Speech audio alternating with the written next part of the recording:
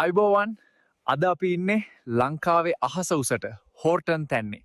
AI එක්ක යන අමුතුම ගමනක්. උදේ හොහට එන්න ඕන. වැදගත්මදේ පොලිතින් බින්දුවක්වත් ගේන්න බෑ. පරිසරය තමයි පළවෙනියට. මේ තියෙන්නේ පතන තනබිම්. වටේම මීදුම. හරියට වෙනම ලෝකෙක ආවා වගේ. මේ රැවුල් පර්ණාංගය. මේවා හැදෙන්නේ ලෝකේ පිරිසිදුම වාතය තියෙන තැන්වල විතරයි. පළවෙනි නැවතුම පුංචි ලෝකාන්තය. ලොකු එකට යන්න කලින් පොඩි වෝම් අප් එකක්. වව්. මේ තමයි ලෝකාන්තය. මීට 880ක් කෙලින්ම පහලට. වාසනාවට මීදුම නෑ.